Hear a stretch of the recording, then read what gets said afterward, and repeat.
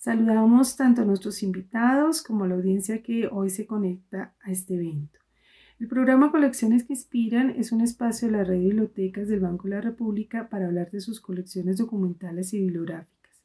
En el episodio de hoy contamos y agradecemos la participación del doctor Olimpo Morales Benítez, quien es abogado, catedrático y director de la Fundación Centoto, y del doctor Pau Torres Pachón, quien es filólogo, bibliotecólogo y director de la biblioteca de la Universidad Externado de Colombia. Ellos muy amablemente aceptaron esta invitación para venir a conversar sobre cómo se concibió una Indoamérica aborigen y mestiza en la colección de Otto Morales Benítez, una colección que pueden consultar en la Biblioteca Luis Ángel Arango. Muchas gracias a todos. Muchas gracias, doctora Marta. Creo que este es un momento maravilloso. Colecciones que Inspiran durante más de 13 años ha abierto un espacio de reflexión, de difusión, de divulgación, un espacio con toda la altura científica y con toda la rigidez académica, pero que a la vez logra acercar al público. Entonces, hoy, pues, el diálogo con el profesor Pau Torres, que es el director de la Biblioteca Externado de Colombia y que ha tenido tanto que ver en el diseño, en la transformación de otras bibliotecas. Entonces, pues la audiencia estará preguntándose, bueno, pero ¿por qué hay aquí un señor que maneja una biblioteca? Un profesor de historia, estamos hablando de colecciones que inspiran y estamos hablando específicamente de la colección de Otto Morales Benítez, ese pensador humanista del siglo XX, ese combatiente por la paz, ese premio Príncipe de Asturias del año 2000 en el tema de la paz, que no logró el premio Príncipe de Asturias de Literatura, pero logró que su candidatura fuera aceptada, que en el caso del premio Príncipe de Asturias ya es algo verdaderamente encomiable. Yo quiero saludar al profesor Pau, darle la bienvenida a este espacio amable que abre la Biblioteca Luis Ángel Arango y el Banco de la República. Buenas tardes, profesor Pau. Doctor Olimpo, muy buenas tardes. Muchas gracias por esta invitación tan cálida. Bueno, entonces decíamos que hoy nos vamos a referir a la colección mestiza de Otto Morales Benítez. ¿De dónde sacan ustedes que una colección de libros, que una colección de cartas, que una colección de discursos durante 60 o 70 años, de videos, de audios, una colección que recoge en gran parte la historia de Colombia y del continente en todos los formatos posibles, pero ojo, anterior a lo que hoy todo el mundo domina, que es la inteligencia artificial. Hoy vamos a trabajar, yo sé que ese tema no gusta, pero hoy vamos a basarnos exclusivamente en la inteligencia natural, en la inteligencia otoniana. Entonces, ¿qué ocurre? Morales Benítez es un hombre de principios del siglo, 1920. Es decir, ese señor va a pasar su juventud, va a pasar su infancia, su primera adolescencia y su llegada a la edad adulta en un mundo convulsionado, pero con una cosa particular con respecto al mundo actual: transformaciones tecnológicas profundas, tremendas. La energía nuclear, por ejemplo, el tren, por ejemplo, el teléfono, por ejemplo. Entonces, todas esas transformaciones que siempre la tecnología nos ha cambiado la vida, pues a él lo impactaron, ¿es verdad? El transistor, que lleva unas voces adentro de las casas. Entonces, unas casas que eran gobernadas por una moral que ponía un padre secundado por una madre que aprovechaba que eso fuera piadoso, ese señor que entraba a hablar a la sala de la casa, pero luego llegó la imagen en el 53, imagínense. Entonces la transformación tecnológica también tuvo un gran impacto. Pero, ¿qué gobernaba intelectualmente a estos pensadores humanistas? Primero, que eran universales. Hoy estamos en la especialidad. Entonces, en ese momento eran universales, porque, por ejemplo, Morales Benítez, a través de una tierra que heredó de su padre, hizo un gran desarrollo empresarial, donde tenía ganado, donde reforestó. Como empresario, sembró más de 100.000 cedros en la hacienda, pero como ministro creó las reservas forestales. Como ministro de Agricultura de Alberto Lleras, pues peleó la reforma agraria. Y además creó el derecho agrario. La primera cátedra de Derecho Agrario, el profesor Pau, tiene lugar en el Senado de Colombia. El profesor Carroza lleva a unos abogados progresistas a Florencia, de Brasil, de Argentina, de Chile, el profesor Vitancourt de Brasil, etc. Y les dice, hay que crear el derecho agrario, tiene que haber una discusión sobre la propiedad de la tierra. Todavía no hablábamos de los indígenas, de los negros, de las propiedades colectivas que señala la OIT, no. Y entonces llega a Colombia Morales Benítez y cada uno de esos profesores llega a sus países. Y ninguna universidad le abre las puertas al derecho agrario porque era enfrentarse a los ricos. En la única universidad del continente que abrió fue la Universidad Externada de Colombia, por decisión soberana del maestro Fernando Inestrosa Forral, quien tanto le debemos, y a su hijo Roberto. Entonces, fueron a buscar un profesor, ningún profesor, porque era un abogado, ningún profesor decía, no, si yo dicto derecho agrario, no me vuelve a contratar nadie, porque entonces ya voy a ser una persona que está contra la propiedad, etc. Otto Morales Benítez dicta la clase de derecho agrario. Y ahí está el germen, y en esos depósitos que maneja el profesor Pau, que los quieren buscar algunos ambientalistas, en esos depósitos está el germen del derecho ambiental, porque allí están unos escritos que están perdidos. Están ahí en alguna parte, pero pues no sabemos ni cómo se llaman, ni en qué cuaderno, ni nada. Ha sido una búsqueda muy difícil y no se ha logrado. Eso con relación al derecho agrario. Con relación al derecho laboral, pues es el Código Laboral del 58, un código que defendía los derechos de los trabajadores, etcétera, etcétera. O sea que era un hombre público, llegó a ser, postulaba a la presidencia de la República, etcétera, en el 82 y en el 86. Sin embargo, al no tener éxito esa aspiración, él no se quedó pasando de ser candidato presidencial a ser concejal y después a tratar de ser gobernador. No, se dedicó a escribir su obra, ¿dónde? En la Biblioteca Mestiza, en esa colección de libros, de audios, de videos, de comunicación epistolar. Entonces, la tesis de Morales Benítez era de identidad, de construcción de identidad. La construcción de la identidad en el fondo es la paz.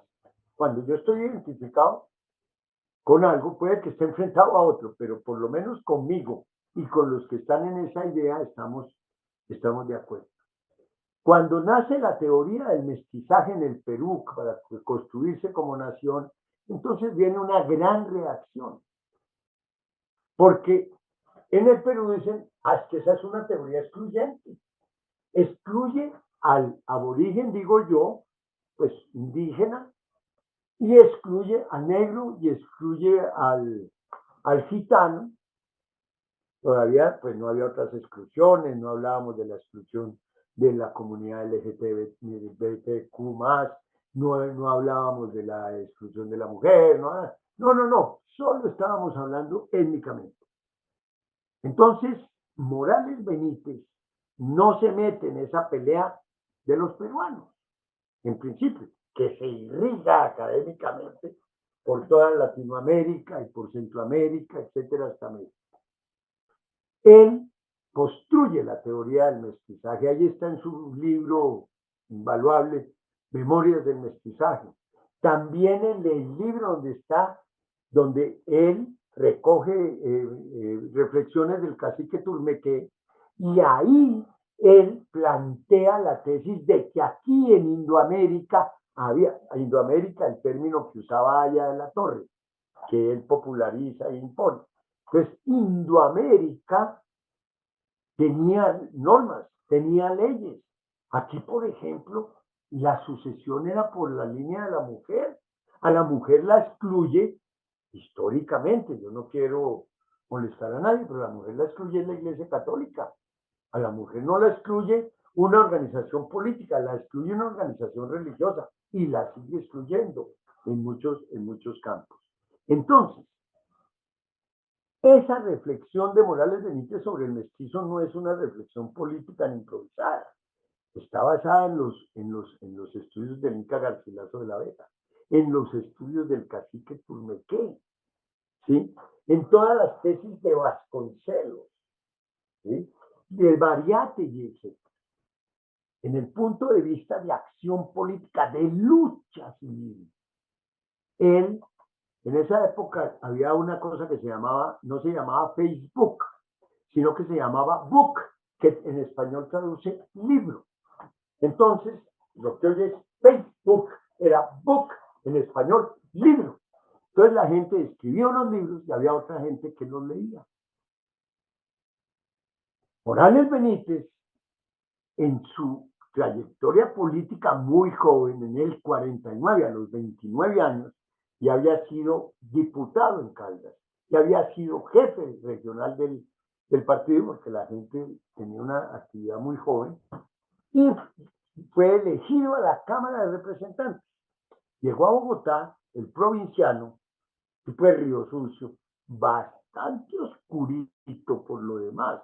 Lo que pasa es que yo blanqueé un poquito, no mucho, por mi mamá, que era prima hermana de mi papá, pero era blanca. Entonces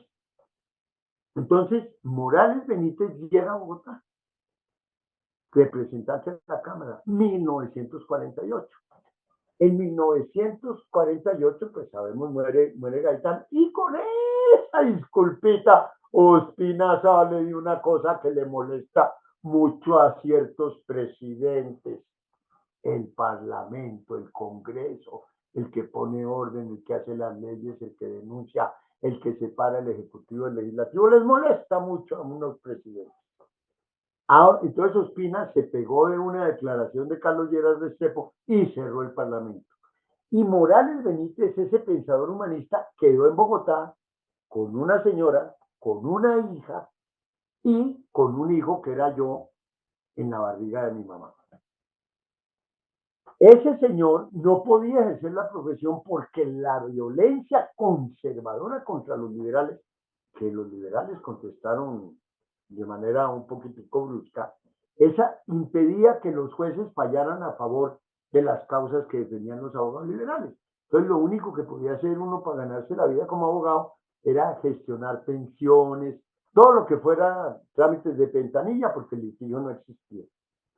Y entonces un exilado de España, un señor Oría, se vino aquí huyendo de la dictadura y se cambió el apellido a Airó, una familia muy respetable, Marcela Airó, etcétera. Me refiero a Clemente Airó, a la editorial Carrera Séptima, etcétera. Clemente Airó también llegó donde llegaban los provincianos, que era a Ciudad Jardín, allá en el sur. Y entonces él lo que sabía era editar libros. Y yo no sé si tenía más, no sé cómo, esa parte no la sé, pero Entonces encuentro un tipo que tenía un manuscrito que se llamaba Estudios Críticos, que obviamente hablaba de lo que le gustaba a Airó, que estaba contra la dictadura, de Mariátegui, de Vasconcelos, etcétera, y publica Estudios Críticos. Ese Facebook, que no era Face, ese book, que era libro, cayó en manos de un tipo que tenía pretensiones presidenciales, que era Alberto Lleras Camargo, un gran escritor, un gran editorialista, etcétera. Y entonces, cuando viene la dictadura, que ahora dicen que no fue dictadura, cuando viene la dictadura, llama a Morales Benítez y le dice, venga Morales Benítez, vamos a enfrentarnos a esta dictadura. Eran el doctor Lleras y el doctor Otto, y fueron creando una red hasta que llegamos a lo que sabemos, 1947, cae Rojas y viene el plebiscito que nos reconcilia. Ahí hay una paz. Los liberales y los conservadores, pues los hermanos conservadores, nosotros les tenemos paciencia, pero, y ellos a nosotros nos ven como unos tres pobres liberales, pero no estamos en guerra, o sea que sí es posible la reconciliación y la paz. Mientras tanto, Morales Benítez, ¿qué hacía? Escribir libros. Libros críticos con la sociedad, no críticos en el mal sentido, sino más bien, digamos, históricos. Entonces, por ejemplo, escribe Testimonio de un pueblo. ¡Wow! Eso sí que no le gustó a los manizaleños, porque el doctor Otto, una de las tesis que trabajaba era la colonización. Y como los manizaleños niegan la colonización, ellos dicen que ellos no colonizaron, que ellos lo que hicieron fue comprar unas tierras y se vinieron a desarrollarlas para negar la colonización. Y Testimonio de un pueblo y se gana un premio. Y va caminando su carrera de escritor y va construyendo una biblioteca que es la que sus herederos, que somos dos, mi hermana Adela, la antropóloga social, y yo, decidimos no vender. A nosotros nos buscaron de las universidades de Estados Unidos, de centros de pensamiento de Chile, de Washington, ofreciéndonos dinero, porque para ellos eso es un tesoro. Mi hermano y yo dijimos, no, nosotros vamos a entregarle esto a quien corresponde. ¿Quién puede tener esto? El Banco de la República, la Biblioteca Luis Ángel Arango, que el país nunca tendrá cómo responder a lo que hace, que ahora nos explayaremos. Y entregamos la totalidad de la obra, perdón, la totalidad de la colección, sin coger un libro, porque nos pusimos de acuerdo ya con las hijas, no, los hijos y las hijas nuestras, dijimos, no señor, nadie coge nada para que esa biblioteca mestiza sea un cuerpo y no le falte ninguno de sus órganos. Entregamos los libros firmados por Borges, por Neruda, por toda la gente importante de ese siglo, presidentes de Estados Unidos, etc., con los que tuvo contacto Morales Benítez. Esa colección está en manos del Banco de la República. El Banco de la República hoy genera unas colecciones que son totalmente integrales. Uno puede, usando el descubridor, que es una herramienta que nos ofrece el Banco de la República, y pues uno se inscribe, yo me inscribí, es un precio exorbitante, yo no sé cómo lo va a pagar, me cobraron 3.000 pesos. ¿Sí? Yo estoy tratando de ver, financiando eso, y si pagaba creo que 4.000 o 5.000, ya era investigador. Mejor dicho, con otra fórmula encontraba la forma de ser investigador, que ya me prestaban cubículo, etcétera, y puedo acceder a otros materiales. Eso es lo que nosotros quisimos compartir, porque el Banco de la República, que acaba de celebrar un aniversario muy importante en labores de cultura cada vez más grandes, lo que está haciendo en el tema de la Sierra Nevada, lo que se está haciendo en tantos aspectos, no tiene valor. Pero yo quiero preguntarle al profesor Pau, la biblioteca, porque es que yo voy a la biblioteca del externado a acompañarlo en las invitaciones que me hace, de esas investigaciones que inspiran, etcétera, todos sus proyectos maravillosos en los cuales además ha logrado integrar distintas facultades, distintas academias, etc. Y yo voy allá y yo ya no veo libros amontonados en los rincones, ni hay libros amontonados en los escritorios. Entonces, ¿cómo es que funciona una biblioteca sin montones de libros? Cuénteme eso. Doctor Otto, qué reflexión tan interesante. Efectivamente, hay muchas formas y definiciones de biblioteca que se han enriquecido a lo largo del tiempo. Hay una que me encanta, y especialmente refiriéndose precisamente a la donación que ustedes han realizado al Banco de la República del doctor Otto Morales, y es que una biblioteca no es un conjunto de libros. De hecho, esto lo decía Pérez Reverte, ¿no?, que es un académico de la lengua. No es un conjunto de libros leídos, sino es una compañía, un refugio y un proyecto de vida. Evidentemente, una biblioteca como la que ustedes donaron no es una colección de libros, no es un conjunto, no es la suma de sus partes, y sí cuenta una historia, es un proyecto de vida. Este tipo de recorrer a lo largo del tiempo, de ir sumando textos, de ir sumando también, porque no son solo textos escritos, cuenta una historia. Actualmente, en este momento, bueno, y ya desde ese tiempo para acá, ha habido, así como en la época del doctor Otto, disrupciones tecnológicas muy fuertes, como les contaba, el ferrocarril, el televisor. Ha habido otras que recientemente han impactado la forma en la que nosotros accedemos a las bibliotecas. Si bien en el siglo XX una barrera importante era el acceso a la información, hoy en día la barrera de acceder a la información tal vez se ha ido bajando bastante porque podemos acceder por medio de Internet a la conectividad y han surgido otro tipo de barreras. Pensaría uno que esto es un tema coyuntural, a veces por medio de la pandemia, pero no, ha venido siendo un tema, digamos, más estructural. Lo hemos ido viendo en nuestras comunidades de usuarios, en nuestros estudiantes, en los cuales acuden con gran necesidad de biblioteca, no necesariamente solo acceder al libro impreso.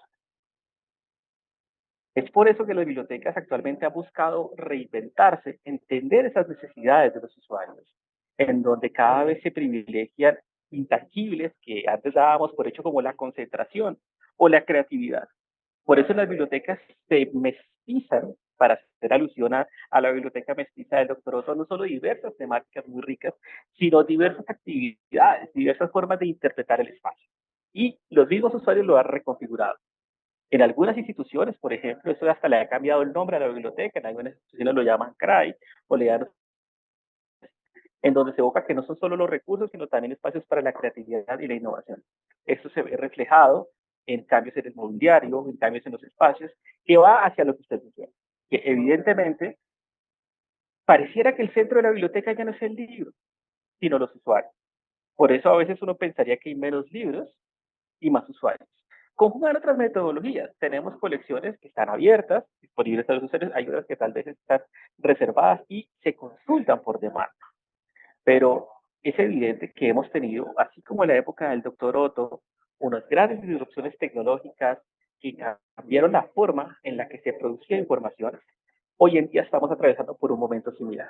Ni se diga lo que mencionaba al principio de esa conversación sobre la inteligencia artificial, que esta es la nueva disrupción en la cual nosotros, como personas, los bibliotecarios siempre somos los que nos mandamos de primeras a adoptar las nuevas tecnologías para tratar así se tantearlas un poco, estamos incorporando las bibliotecas. Hoy, digamos, los investigadores, los que tratamos de reflexionar sobre temas, pues tenemos una gran facilidad. Hay una cosa que a mí siempre me he preguntado. Resulta que yo veo la obra de estos pensadores del siglo XX, unas personas, por ejemplo, yo vi construir la obra a Morales Benítez.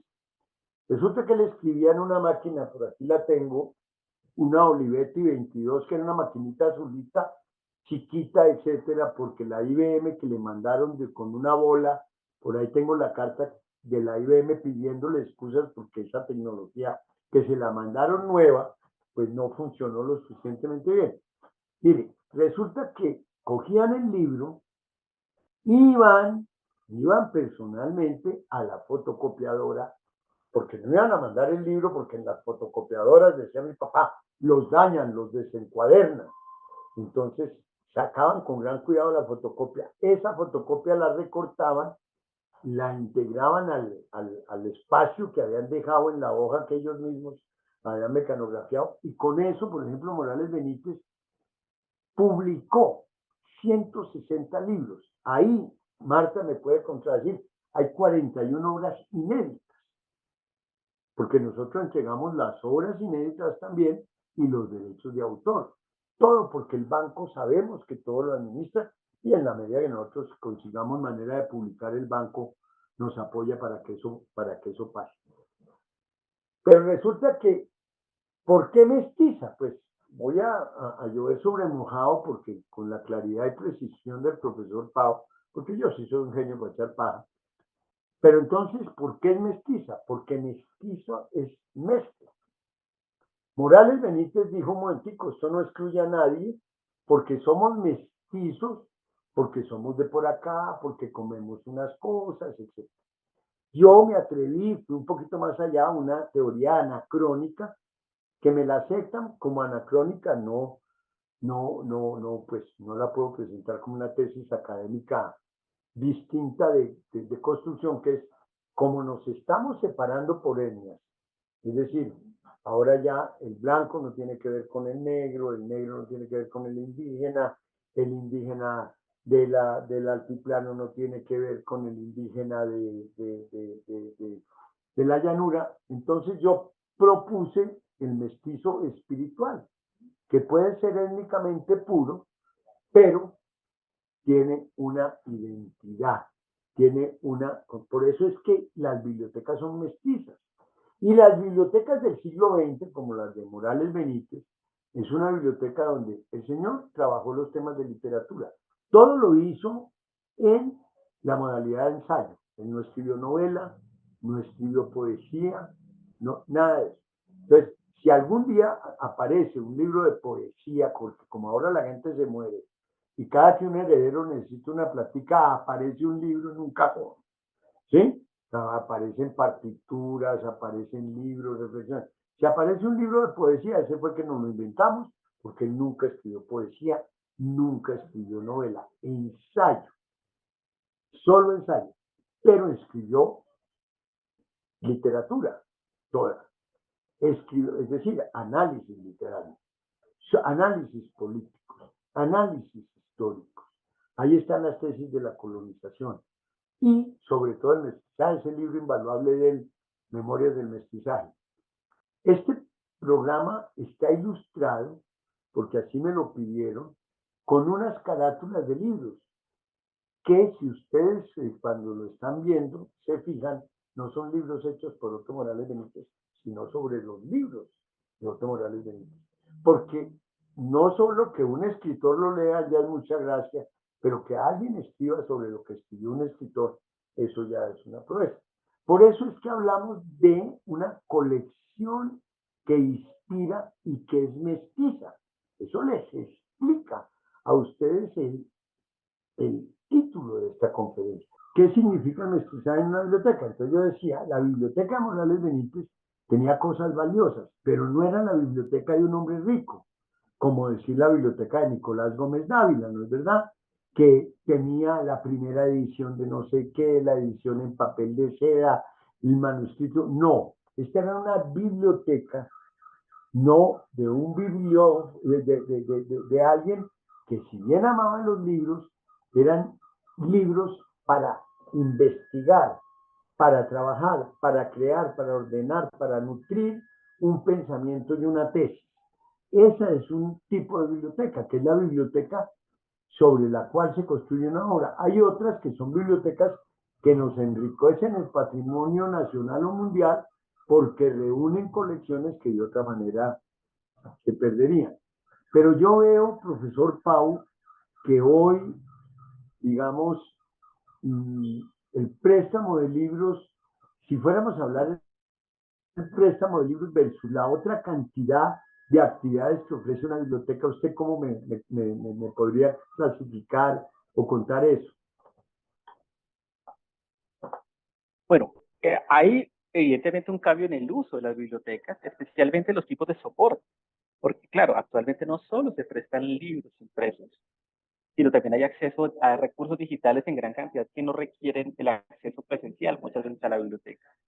Es evidente que ha crecido mucho el uso de los recursos digitales y se ha disminuido el uso de los recursos tradicionales impresos, como los libros, pero no solamente el uso de las bibliotecas ha cambiado para venir a ver libros, sino que las personas en las bibliotecas han encontrado ofertas mucho más ricas, en sentido cultural, en sentido de formación, e inclusive a veces en sentido de socialización. Es increíble, porque teníamos una percepción de la biblioteca como un lugar sagrado de silencio, en el cual solo se podía ir a concentrarse. En este momento tenemos en las bibliotecas otras oportunidades, inclusive de espacios de colaboración que van más allá del silencio y espacios de creación. En ese sentido ha cambiado muchísimo el uso, doctor Otto, porque ya, doctor Olimpo, porque es que ya no solo vamos a buscar los libros como quien iba a la fuente del conocimiento, sino se busca ir a la biblioteca para co-crear. Mire, por ejemplo, voy a contar dos anécdotas con bibliotecas. Una hija mía se fue en un intercambio para Copenhague. Obviamente, pues un papá es un papá, la niña en Copenhague, la niña llegó a Copenhague a las 12 del día, a las 3 de la tarde le entregaron el apartamento, como habían dicho, a las 3 se lo entregaron. Y de pronto, allá iban adelante, entonces de pronto me llega a mí un video de una discoteca. Y yo sí, pues está una muchacha joven, pero yo sin embargo le dije, mi amor, mira, es que acabas de llegar a Copenhague, que es una ciudad pues con ciertas características. Tú no la conoces, si sabes, y te veo en una discoteca, pues sí será una discoteca segura, etcétera, porque es que tú ni conoces a nadie, ni vas a la discoteca. No, papá, yo no estoy en una discoteca, estoy en la biblioteca. Resulta que a las 8 de la noche o a una hora, el fin de semana, no sé si es viernes o sábado, la biblioteca pone unas luces, un DJ, y la gente está en su espacio, ya no está investigando, habrá alguno que sigue leyendo, lo que sea. Eso por un lado. En Colombia, en Nueva York, yo estuve, tenía mucho deseo de conocer la universidad, y la persona que me iba a acompañar, que estudiaba allí, me dijo que me recogía a las 10 de la noche. Yo le dije, pero es que yo quiero conocer la universidad. Me dijo, la vas a conocer. Llegamos a la universidad a las 10 de la noche y la biblioteca estaba, no era viva, sino absolutamente viva. Cola entrando, distintos espacios, como nos explicaba el profesor Pau, es decir, en unos espacios gente comiendo, en unos espacios gente echándose una siestica y gente entrando y saliendo de las salas de lectura, como en los parqueaderos cuando están llenos, que le dicen a uno, espere un momentico. Entonces hay una transformación en la biblioteca y por eso quisimos hacer énfasis en que la biblioteca hoy es un espacio mestizo. Lo acaba de explicar con gran precisión el profesor Pablo. O me equivoco, o me estoy inventando una teoría sin ningún asidero. Totalmente, doctor. Si uno hoy en día quisiera medir en cierto sentido el éxito de las bibliotecas, no es que las personas vayan a buscar libros, sino es que las personas vayan a las bibliotecas y se queden en las bibliotecas. Casi que nosotros somos felices como bibliotecólogos cuando nuestros usuarios se amañan en las bibliotecas.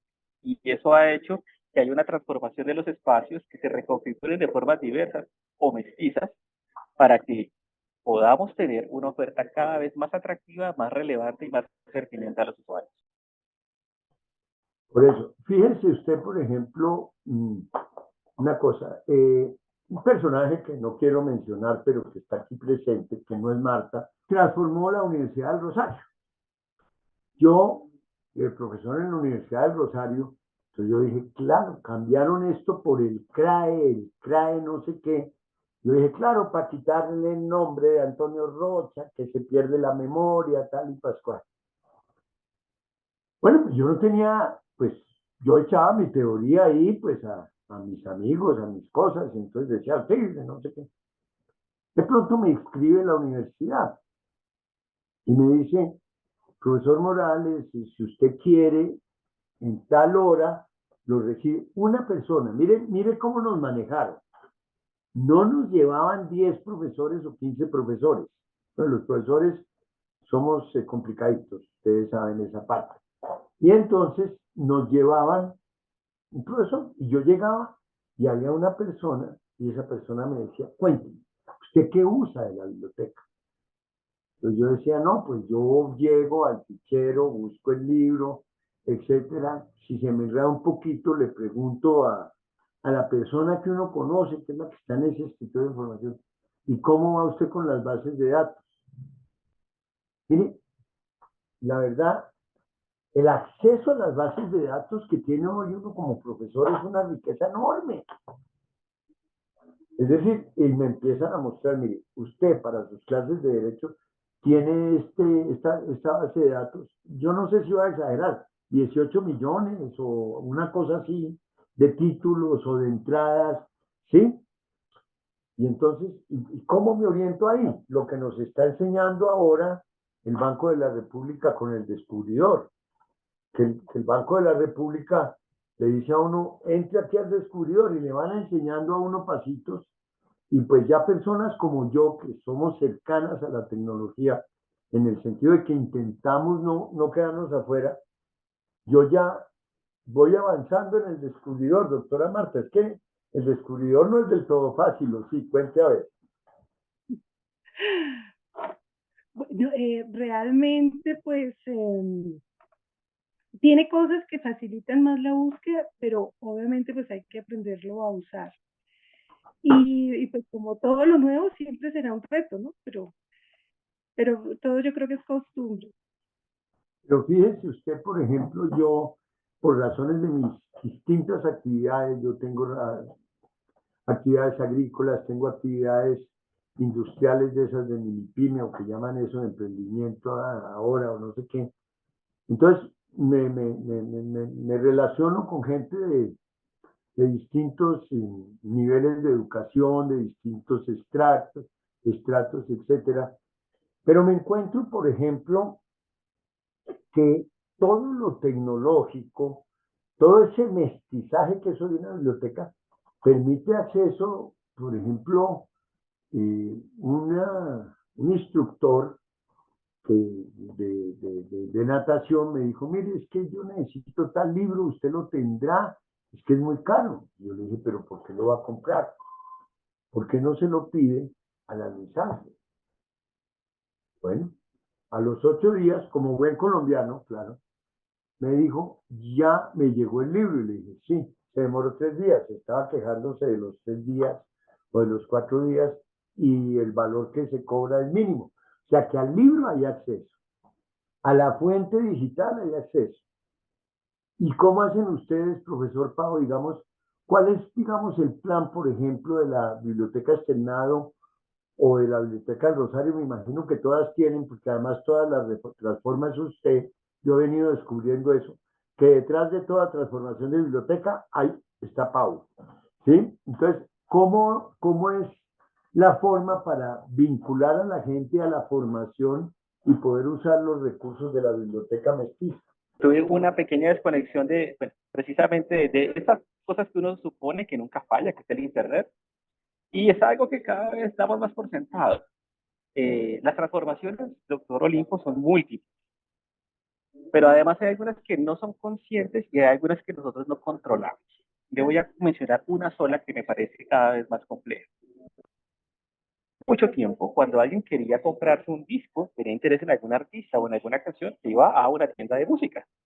Tango, bueno, había muchas muy buenas, y había personas que recomendaban música. Y uno podía comprarse un disco, un vinilo, un cassette, dependiendo de lo que estuviera buscando. Hoy en día esas tiendas ya casi no existen. De igual forma, pasa con el consumo audiovisual. Cada vez menos compramos las cintas, las películas, los DVDs, los Blu-rays. ¿Y a qué voy? A que el mismo mercado ha ido transformando la forma en la que se consume y se accede a la cultura. Ya cada vez compramos menos y rentamos más. ¿Por qué?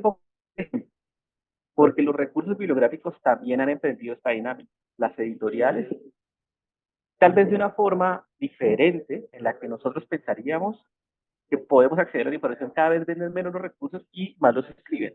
Por eso hoy en día es un nombre muy genérico y es muy amplio. Cuando las personas van a las bibliotecas, hablan más de las bases de datos. Y esto se va a volver un genérico, o ya se vuelve un genérico muy poderoso. Como antes los estudiantes que de forma desafortunada iban a la biblioteca a buscar las copias que les dejaba el profesor, ahora van a las bases de datos. Y las bases de datos per se no son el objeto que están buscando, no son el documento. Es la forma en la que nosotros organizamos grandes cantidades de información.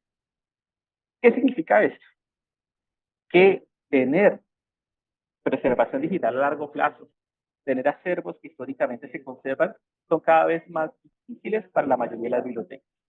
Por eso celebramos iniciativas como esta, que celebra el Banco de la República, con la Luis Ángel Arango, en la cual pueden constituir fondos perduraderos, porque muchas bibliotecas se han montado en estos modelos de suscripción que evidentemente son muy válidos, porque ahora que es una gran cantidad de información, van perdiendo fondos históricos a lo largo del tiempo.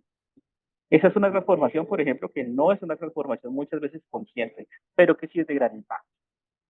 Ahí los bibliotecólogos tenemos que poder tener ese sentido crítico, no solo de interpretar las necesidades de los usuarios, sino poder pensar un poquito más a largo plazo. Lo digital tiene grandes problemas en términos de preservación porque es bastante efímero y tiene un riesgo bastante amplio de pérdida. Inclusive hasta los mismos software pueden quedar obsoletos. ¿Qué significa eso? Que no hay nada más seguro que el cambio, que la transformación constante y especialmente que la incertidumbre en el mundo de la información.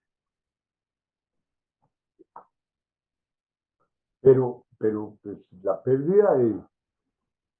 Pero digamos que se ha avanzado en la preservación pues, es que no me gusta decir información, sino del acervo bibliográfico. Si nosotros miramos, vamos a encontrar que lo que llamamos el conocimiento de la humanidad se ha perdido muchas veces.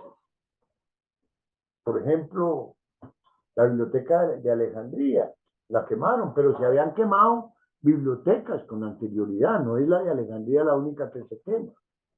¿Sí? Y además hay una cosa interesante ahora que menciona Alejandría. Resulta que Alejandría tenía la biblioteca, pero no era el centro más importante de pensamiento. El centro más importante de pensamiento estaba en Bagdad, estaba en Córdoba, ¿sí? No estaba en Alejandría. Fíjese usted, en Alejandría estaba la biblioteca. Sin embargo, la reflexión estaba en otro lado. Es decir, por ejemplo, lo digital. Pongo mi caso porque aquí ustedes, no es para que me lo repitan, pero yo tengo unas horas más que ustedes de estar en este mundo. Entonces, miren lo que pasa. Resulta que yo tenía relación con una persona que trabajaba en Burroughs, que fueron los que trajeron los primeros computadores personales. Eso era costosísimo, etcétera, y entonces este señor, por ser ingeniero de la Burroughs, un cargo importante, entonces, y para vender en la oficina de mi padre, que era lo que hoy equivale a una gran firma, que por donde pasaba todo el mundo, nos puso un aparato de eso. En esa época uno escribía en el computador, imprimía, escribía, imprimía, y ahora uno no lo hace. Es decir, uno sabe que lo digital puede ser un poco efímero, pero sin embargo uno cada vez le tiene más fe a lo digital. Yo pienso que hay una transformación cultural en el sentido de la acumulación. Como está ahí acumulado, ya no lo tengo que tener yo mío mío. Le pongo el caso de la música que usted mencionó. Uno iba a Tango ahí en la 15 con 90 o a Codiscos, que eran tecitos al frente del Panfino, que era un pan que de fino no tenía nada y creo que de pan tampoco, pues como yo soy panadero. Entonces, ahí en Codiscos uno llegaba y decía el último disco de Led Zeppelin que tenía una canción, no sé qué, que llega en 15 días, había que esperar los 15 días, había que pagarlo. Y cuando llegaba el disco, no era en ese que estaba la canción de uno, porque no había manera de averiguarlo. Hoy usted tiene Spotify, y Spotify pues le permite a usted tener acceso a la base de datos más grande pues, pienso yo que existe de música. Entonces uno puede oír música clásica o en el YouTube.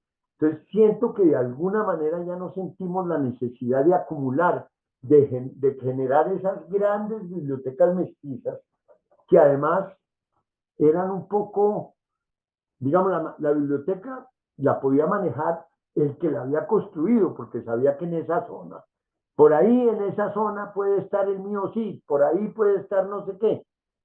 Pero ahora, con esto que nos ofrece el esfuerzo de la Biblioteca Luis Ángel Arango y de tantas personas como Marta, como tantos historiadores, mire, cuando nos fueron a recibir la biblioteca, yo quiero contarle a los oyentes, Marta me dice cuándo debemos terminar.